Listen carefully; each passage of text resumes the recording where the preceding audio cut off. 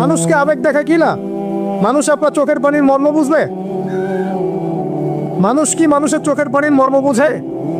আপনার পিতা যদি মারা যায়, আমার কাছে এসে দোয়া চান কান্নাকাটি করে, আমি দোয়া করতে পারবো, কিন্তু আমি কিন্তু আপনার ফিলিংসটা বুঝতে পারবো না। কিসের এত হতাশা ভাই? কি হয়েছে? আপনার গার্লফ্রেন্ড আপনাকে ছেড়ে চলে গেছে? তা গেছে না হয়তো, কি হয়েছে ভাই? কি হয়েছে? গার্লফ্রেন্ড ছেড়ে চলে গেছে তো কি হয়েছে? আল্লাহ পাকের জমি নাকি মেয়ের অভাব নাকি? 40 জন নারীর দায়িত্ব একটা ছেলেকে নিতে হবে সে জামানায়, মানে মা, বোন, ফুপু, খালা, স্ত্রী, এই সব মিলে 40 জন কাঁধে উঠে যাবে। এখন ঘরে ঘরে মেয়েদের সংখ্যা বাড়ছে না? নবীজি বলেছেন শেষ জামানায় মেয়েদের সংখ্যা বাড়বে, ছেলেদের সংখ্যা কমবে।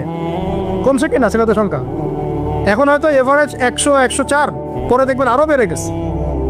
শুধু আমেরিকার হিস্ট্রি ঘেটে দেখেন, ওখানে ছেলে মেয়ের অনুপাতটা কেমন। কমছে সব জায়গাতে, আরো সামনে কমবে।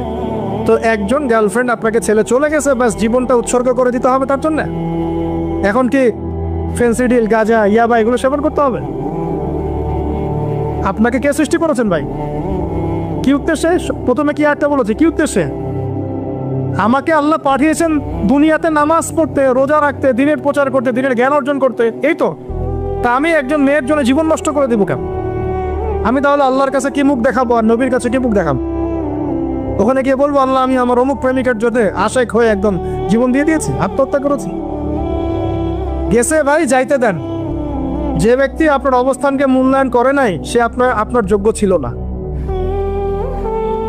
এখন আপনি কি করবেন? নিজের অবস্থান উন্নত করেন, আপনার পিছনে লাইন ধরে ঘুরবে চল। এটাই বাস্তবতা। দুনিয়া খুব খারাপ জিনিস।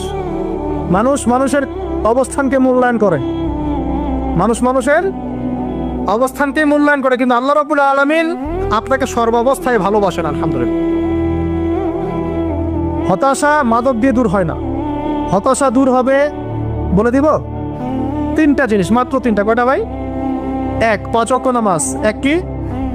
নামাজে আপনি অজু করে সিজদা দেন, ইনশাল্লাহ আপনার মনে প্রশান্তি না আসলে আমাকে এসে বলেন যে আসে নাই। চোখের পানি, মনের আবেগ যা আছে আপনার ভিতরে, কষ্ট, দুঃখ, যন্ত্রণা, সব আল্লাহকে ঢেলে দিবেন ইনশাল্লাহ। নিজের আবেগ ধরে রাখবেন এখানে, আপনি আল্লাহর জন্য ঢেলে দিবেন। এই যুবককে আল্লাহ পাক আরো সে ছায়া দিবেন, যে একটা মেয়েকে পেয়েও আল্লাহর ভয় তাকে ভোগ করে নাই। আল্লাহ পাক এরকম যুবক ঘরে ঘরে তৈরি করুন। তাহলে কি করবেন ভাই?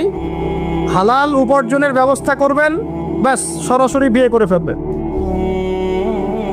পরিবারকে বোঝানোর চেষ্টা করবেন, না বুঝলে আন্দোলন শুরু করবেন যে আমি জেনা করতে চাই।